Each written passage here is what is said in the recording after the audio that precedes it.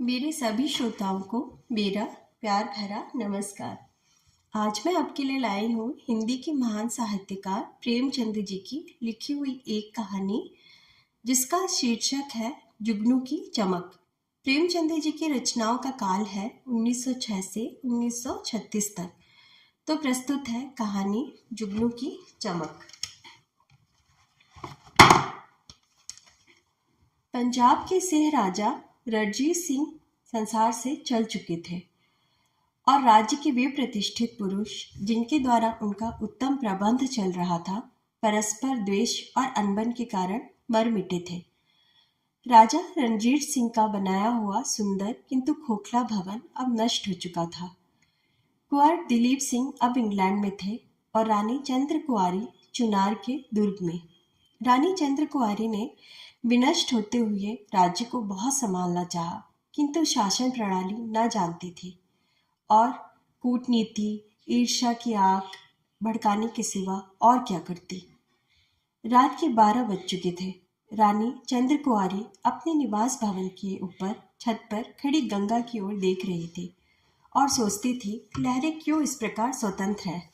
उन्होंने कितने गांव और नगर डुबोए हैं, कितने जीव जंतु तथा द्रव्य निगल गई है, किंतु फिर भी वे स्वतंत्र है। कोई उन्हें बंद नहीं करता, इसलिए ना कि वे बंद नहीं रह सकती, वे गरजेंगी, पल खाएंगी और बांध के ऊपर चढ़कर उसे नष्ट कर देंगी, अपने जोर से उसे बहा ले जाएंगी। यह सोचते विचारते रानी गादी पर लेट गई। उसकी आंखों के सामने पूर्वावस्था की स्मृतियां मनोहर स्वप्न की भांति आने लगी। कभी उसकी भौहों की मरोड़ तलवार से भी अधिक तीव्र थी और उसकी मुस्कुराहट बसंत के सुगंधित समीर से भी अधिक प्राण पोषक। किंतु हाय, अब इनकी शक्ति हीन अवस्था को पहुंच गई। रोई तो अपने को सुनाने के लिए, हंसे तो अपने को बहलाने के लिए। यदि बिगड़े तो किसी का क्या बिगाड़ सकती है और प्रसन्न हो तो किसी का क्या बना सकती है। रानी और बांदी में कितना अंतर है। रानी की आंखों से आंसू की बूंदें झरने लगी, जो कभी विष से अधिक प्राणनाशक और अमृत से अधिक अनमोल थी। वह इसी भांति अकेली, निराश, किंतु कई बार रोई, जब तक कि प्रकाश के तारों के सिवा और कोई देखने वाला न था। इसी प्रकार रोते रोते रानी की आंखें लग गई। उसका प्यारा कलेजे का टुकड़ा कुंवर दिलीप सिंह, जिसमें उसके प्राण बसते थे, उदास मुख आकर खड़ा हो गया। जैसे गाय दिन भर के जंगलों में रहने के पश्चात संध्या को घर आती है और अपने बछड़े को देखते ही प्रेम और उमंग से मतवाली होकर स्तनों में दूध भरे हुए पूंछ उठाए दौड़ती है, उसी भांति चंद्र कुंवारी अपने दोनों हाथ फैलाए अपने प्यारे कुंवर को छाती से लिपटाने के लिए दौड़ी, परंतु आंखें खुल गई और जीवन की आशाओं की भांति वह स्वप्न विनष्ट हो गया। रानी ने गंगा की ओर देखा और कहा, मुझे भी अपने साथ लेती चलो। इसके बाद रानी तुरंत छत से उतरी। कमरे में एक लालटेन जल रही थी। उसके उजाले में उसने एक मैली साड़ी पहनी, गहने उतार दिए, रत्नों के एक छोटे से बक्स को और एक तीव्र कटार को कमर में रखा। जिस समय वह बाहर निकली, नैराश्यपूर्ण साहस की मूर्ति थी। संतरी ने पुकारा, कौन? रानी ने उत्तर दिया, मैं हूं झंगी। कहाँ जाती है? गंगा जल लाऊंगी, सुराही टूट गई है, रानी जी पानी मांग रही हैं। संतरी को समीप आकर बोला, चल मैं भी तेरे साथ चलता हूँ, जरा रुक जा। जंगी बोली, मेरे साथ मत आओ, रानी कोठे पर है, देख लेंगी। संतरी को धोखा देकर चंद्र कुंवारी गुप्त द्वार से होती हुई अंधेरे में कांटों से उलझती, चट्टानों से टकराती गंगा के किनारे पर जा पहुंची।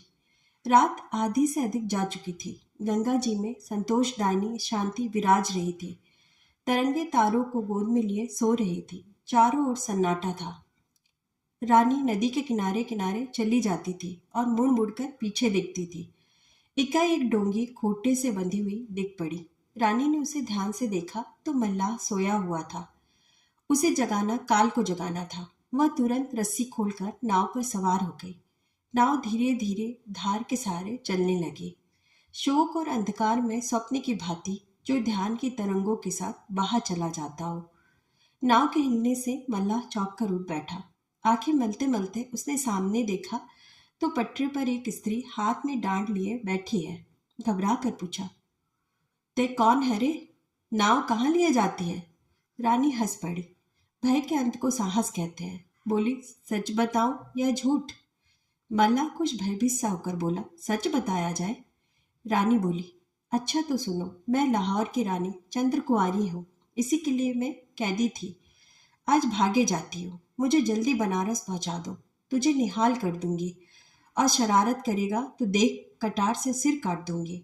सवेरा होने से पहले मुझे बनारस पहुंचना चाहिए। यह धमकी काम कर गई। मल्लाह ने विनीत भाव से अपना कंबल बिछा दिया और तेजी से डांड चलाने लगा।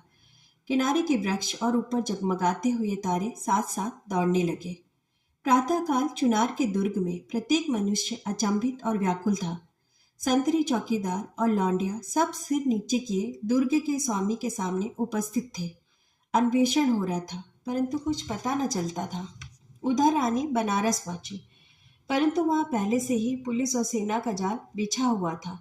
नगर के नाके बंद थे। रानी का पता लगाने वाले के लिए एक बहुमूल्य पारितोषिक की सूचना दी गई थी।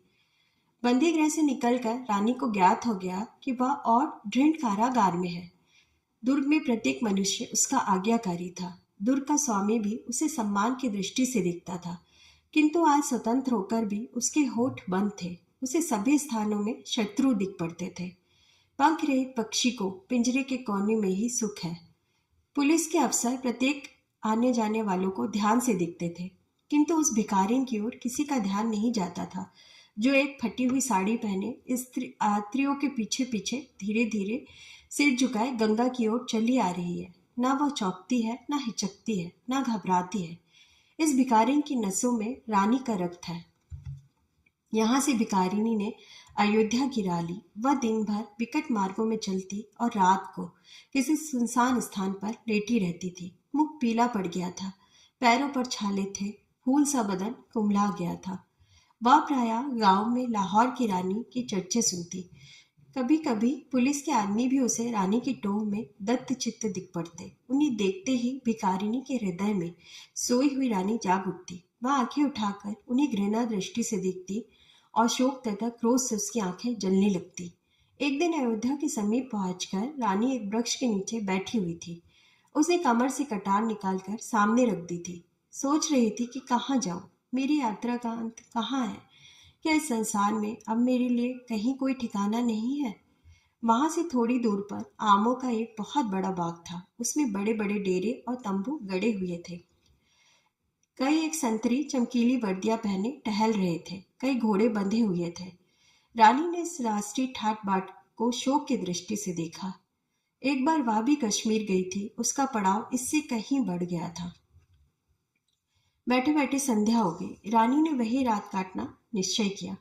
इतने में एक बूढ़ा मनुष्य टहलता हुआ आया और उसके समीप खड़ा हो गया। ऐठी हुई दाढ़ी थी और शरीर में सटी हुई चपकन थी। कमर में तलवार लटक रही थी। इस मनुष्य को देखते ही रानी ने तुरंत कटार उठाकर कमर में खोस ली। सिपाही ने उसे तीव्र दृष्टि से देखकर पूछा, बेटी कहाँ से आती हो? रानी ने कहा, बहुत दूर से। कहाँ जाओगी? यह कह नहीं सकती, बहुत दूर। सिपाही ने रानी की ओर फिर ध्यान से देखा और कहा, जरा अपनी कटार दिखाओ। रानी कटार संभालकर खड़ी हो गई और तीव्र स्वर में बोली, मित्र हो या शत्रु? ठाकुर ने कहा, मित्र। सिपाही के बातचीत करने का ढंग में और चेहरे में कुछ ऐसी विलक्षणता थी जिससे रानी को विवश होकर विश्वास करना ही पड़ा। वह बोली, विश्वासघात न करना, यह देखो। ठाकुर ने कटार हाथ में ली, उसको उलट पुलट कर देखा और बड़े नम्र भाव से उसे आंखों से लगाया। तब रानी के आगे विनीत भाव से सिर झुकाकर वह बोला, महारानी चंद्र कुंवारी? रानी ने करुण स्वर से कहा, नहीं, अनाथ भिखारिनी। तुम कौन हो? सिपाही ने उत्तर दिया, आपका एक सेवक। रानी ने उसकी ओर निराश दृष्टि से देखा और कहा, दुर्भाग्य के सिवा इस संसार में मेरा कोई नहीं। सिपाही ने कहा, महारानी जी ऐसा न कहिए। पंजाब के सिंह की महारानी के वचन पर अब भी सैकड़ों सिर झुक सकते हैं। देश में ऐसे लोग विद्यमान हैं जिन्होंने आपका नमक खाया है और उसे भूले नहीं है।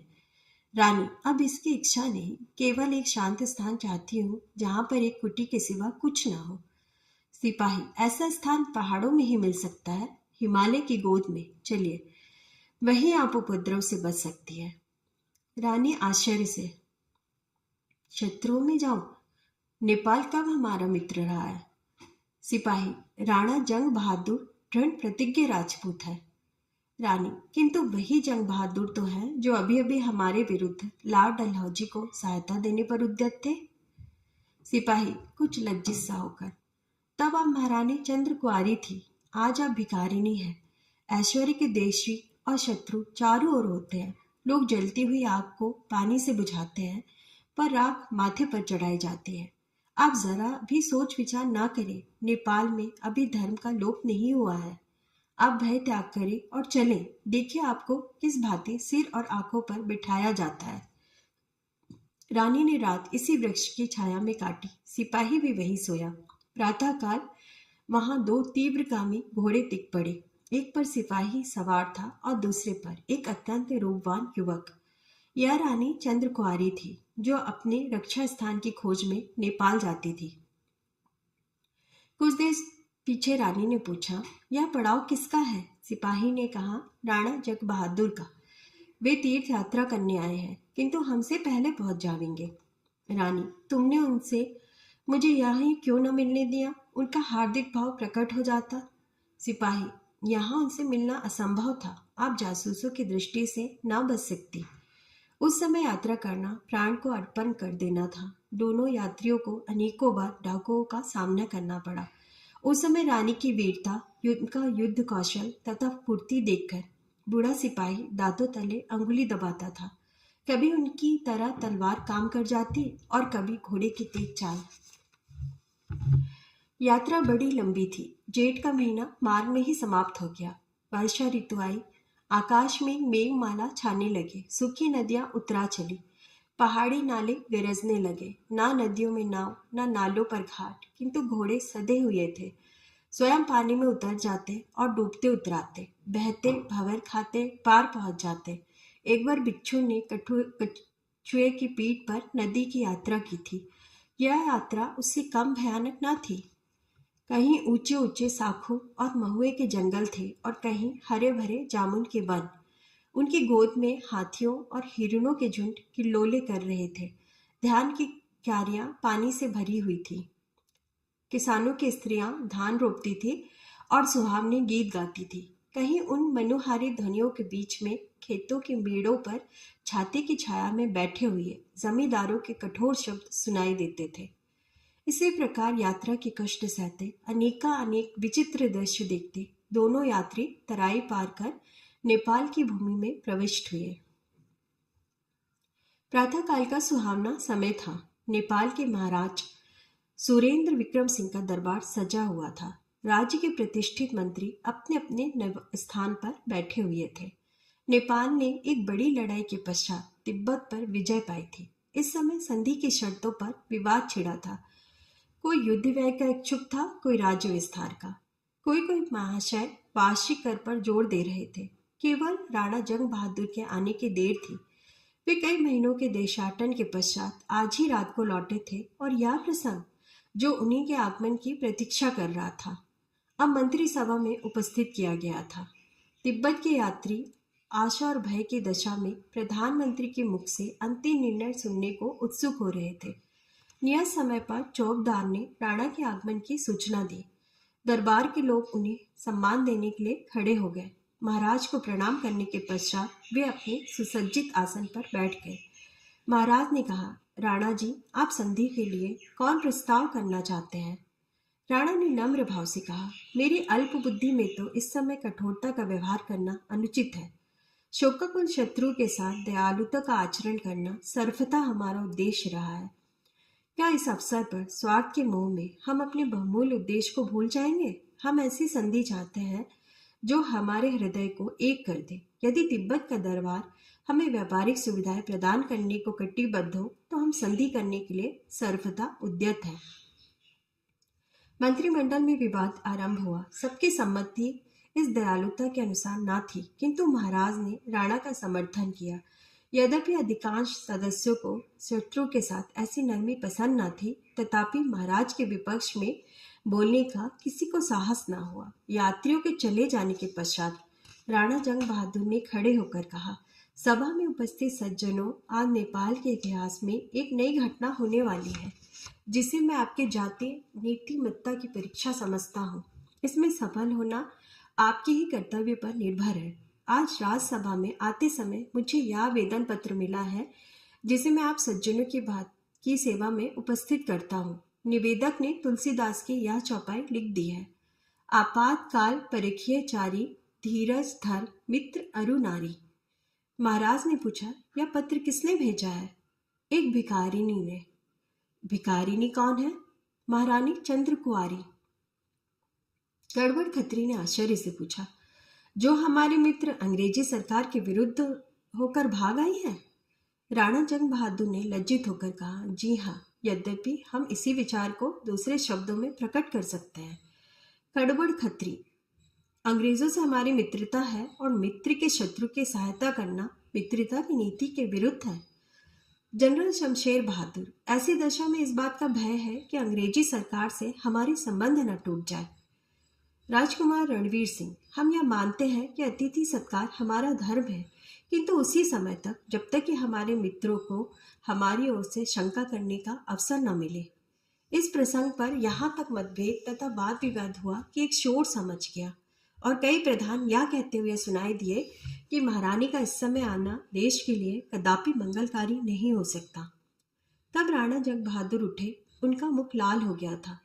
उनका सद्विचार क्रोध पर अधिकार जमाने के लिए व्यर्थ प्रयत्न कर रहा था। वे बोले, भाइयों, यदि इस समय मेरी बातें आप लोगों को अत्यंत कड़ी जान पड़े तो मुझे क्षमा कीजिएगा, क्योंकि अब मुझ में अधिक श्रवण करने की शक्ति नहीं। अपनी जाति साहसहीनता का यह लज्जाजनक दृश्य अब मुझसे नहीं देखा जाता। यदि नेपाल के दरबार में इतना भी साहस नहीं कि वह अपने अतिथि सत्कार और सहायता की नीति को निभा सके, तो मैं इस घटना के संबंध में सब प्रकार का भार अपने ऊपर लेता हूँ। दरबार अपने को इस विषय में निर्दोष समझे और इसकी सर्वसाधारण में घोषणा कर दे। गड़बड़ याद खत्री गर्म होकर बोले, केवल यह घोषणा देश को भय से रहित नहीं कर सकती। राणा जंग बहादुर ने क्रोध से होठ चबा लिए, किंतु संभल कर कहा, देश का शासन भार अपने ऊपर लेने वालों की ऐसी अवस्था अनिवार्य है। हम उन नियमों से जिन्हें पालन करना हमारा कर्तव्य है मुंह नहीं मोड़ सकते। अपनी शरण में आए हुओं का हाथ पकड़ना, उनकी रक्षा करना राजपूतों का धर्म है। हमारे पूर्व पुरुष सदा इस नियम पर प्राण देने को उद्यत रहते थे। अपने माने हुए धर्म को तोड़ना एक स्वतंत्र जाति के लिए लज्जास्पद है। अंग्रेज हमारे मित्र हैं और अत्यंत हर्ष का विषय है कि बुद्धिशाली मित्र हैं। महारानी चंद्र कुंवारी को अपनी दृष्टि में रखने से उनका उद्देश्य केवल यह था कि उपद्रवी लोगों के गिरोह का कोई केंद्र शेष न रहे। यदि उनका यह उद्देश्य भंग ना हो तो हमारी ओर से शंका होने का उन्हें कोई अवसर नहीं है और ना हम उनसे लज्जित होने की कोई हमें आवश्यकता है। खड़बड़ खत्री, महारानी चंद्र कुंवारी यहाँ किस प्रयोजन से आई है? राणा जंग बहादुर, केवल एक शांति प्रिय सुख स्थान की खोज में, जहां उन्हें अपनी दुरावस्था की चिंता से मुक्त होने का अवसर मिले। ऐसी ऐश्वर्यशाली रानी जो रंग महलों में सुख विलास करती थी, जिसे फूलों की सेज पर भी चैन न मिलता था, आज सैकड़ों कोस से अनेक प्रकार के कष्ट सहती, नदी नाले पहाड़ जंगल छानती, यहाँ केवल एक रक्षित स्थान की खोज में आई है। उमड़ी हुई नदियों और उबलते हुए नाले, बरसात के दिन, इन दुखों को आप लोग जानते हैं और यह सब उसी एक रक्षित स्थान के लिए, उसी एक भूमि के टुकड़े की आशा में। किंतु हम ऐसे स्थानहीन हैं कि उनकी यह अभिलाषा भी पूरी नहीं कर सकते। उचित तो यह था कि उतनी सी भूमि के बदले हम अपना हृदय फैला देते। सोचिए कितने अभिमान की बात है कि एक आपदा में फंसी हुई रानी अपने दुख के दिनों में जिस देश को याद करती है, यह वही पवित्र देश है। महारानी चंद्र कुंवारी को हमारे इस अभयप्रद स्थान पर, हमारे शरणागतों की रक्षा पर पूरा भरोसा था और वही विश्वास उन्हें यहाँ तक लाया है, इसी आशा पर कि पशुपतिनाथ के शरण में मुझे शांति मिलेगी। वह यहाँ तक आई है। आपका अधिकार है चाहे उनकी आशा पूर्ण करे या धूल में मिला दे। चाहे रक्षणता के शरणागतों के साथ सदाचरण के नियमों को निभाकर इतिहास के पृष्ठों पर अपना नाम छोड़ जाए या जातीयता तथा सदाचार संबंधी नियमों को मिटाकर स्वयं अपने को पतित समझे। मुझे विश्वास नहीं है यहाँ एक भी मनुष्य ऐसा निराभिमान है जो इस अवसर पर शरणागत पालन धर्म को विस्तृत करके अपना सिर ऊंचा कर सके। अब मैं आपके अंतिम निपटारे की प्रतीक्षा करता हूँ। कहिए, आप अपनी जाति और देश का नाम उज्जवल करेंगे या सर्वथा के लिए अपने माथे पर अपयश का टीका लगाएंगे? राजकुमार ने उमंग से कहा, हम महारानी के चरणों तले आंखें बिछाएंगे। कप्तान विक्रम सिंह बोले, हम राजपूत हैं और अपने धर्म का निर्वाह करेंगे। जनरल रणवीर सिंह, हम उनको ऐसी धूम से लाएंगे कि संसार चकित हो जाएगा। राणा जंग बहादुर ने कहा, मैं अपने मित्र कड़वड़ खत्री के मुख से उनका फैसला सुनना चाहता हूँ। कड़वड़ खत्री एक प्रभावशाली पुरुष थे और मंत्रिमंडल में वे राणा जंग बहादुर के विरुद्ध मंडली के प्रधान थे। वे लज्जा भरे शब्दों में बोले, यद्यपि मैं महारानी के आगमन को भय रहित नहीं समझता, किंतु इस अवसर पर हमारा धर्म यह ही है कि हम महारानी को आश्रय दें। धर्म से मुंह मोड़ना किसी जाति के लिए मान का कारण नहीं हो सकता। कई ध्वनियों ने उमंग भरे शब्दों में इस प्रसंग का समर्थन किया। महाराज सुरेंद्र विक्रम सिंह, इस निपटारे पर बधाई देता हूँ। तुमने जाति का नाम रख लिया। पशुपति इस उत्तम कार्य में तुम्हारी सहायता करे। सभा विसर्जित हुई। दुर्ग से तोपें छूटने लगी। नगर भर में खबर गूंज उठी, पंजाब की रानी चंद्र कुंवारी का शुभागमन हुआ है। जनरल रणवीर सिंह और जनरल रणधीर सिंह बहादुर 50,000 सेना के साथ महारानी के आगवानी के लिए चले। अतिथि भवन की सजावट होने लगी। बाजार अनेक भांति की उत्तम सामग्रियों से सज गए। ऐश्वर्य की प्रतिष्ठा व सम्मान सभी का होता है, किंतु किसी ने भिखारिनी का ऐसा सम्मान देखा है? सेनाएं बैंड बजाती और पताका फहराती हुई उमड़ी नदी की भांति चली जाती थी। सारे नगर में आनंद ही आनंद था। दोनों ओर सुंदर वस्त्राभूषणों से सजे दर्शकों का समूह खड़ा था। सेना के कमांडर आगे आगे घोड़ों पर सवार थे। सबके आगे राणा जंग बहादुर जातीय अभिमान के पद में लीन अपने सुवर्ण खचित हौदे में बैठे हुए थे। यह उदारता का एक पवित्र दृश्य था। धर्मशाला के द्वार पर यह जुलूस रुका। राणा हाथी से उतरे। महारानी चंद्र कुंवारी कोठरी से बाहर निकल आई। राणा ने झुककर वंदना की। रानी उनकी ओर आश्चर्य से देखने लगी। यह वही उनका मित्र बूढ़ा सिपाही था। आंखें भर आई, मुस्कुराई। खिले हुए फूल पर से ओस की बूंदें टपकी। रानी बोली, मेरे बूढ़े ठाकुर, मेरी नाव पार लगाने वाले, किस भांति तुम्हारा गुण गाऊं? राणा ने सिर झुकाकर कहा, आपके चरणाबिंद से हमारे भाग्य उदय हो गए। नेपाल की राजसभा ने 25,000 रुपये से महारानी के लिए एक उत्तम भवन बनवा दिया और उनके लिए 10,000 रुपया मासिक नियत कर दिया। वह भवन आज तक वर्तमान में नेपाल में है और नेपाल की शरणागत प्रियता तथा प्रण पालन तत्परता का स्मारक है। पंजाब की रानी को लोग आज तक याद करते हैं। यह वह सीढ़ी है जिससे जातियां यश के सुनहले शिखर पर पहुंचती हैं। यही घटनाएं हैं जिनसे जातीय इतिहास प्रकाश और महत्व को प्राप्त होता है। पॉलिटिकली रेजिडेंट ने गवर्नमेंट को रिपोर्ट की। इस बात की शंका थी कि गवर्नमेंट ऑफ इंडिया और नेपाल के बीच कुछ खिंचाव हो जाए, किंतु गवर्नमेंट को राणा जंग बहादुर पर पूर्ण विश्वास था। और जब नेपाल की राजसभा ने विश्वास और संतोष दिलाया कि महारानी चंद्र कुंवारी को किसी शत्रु भाव का अवसर ना दिया जाएगा, तो भारत सरकार को संतोष हो गया। इस घटना को भारतीय इतिहास में अंधेरी रात में जुगनू की चमक ही कहना चाहिए। आप सबका कहानी सुनने के लिए बहुत बहुत धन्यवाद।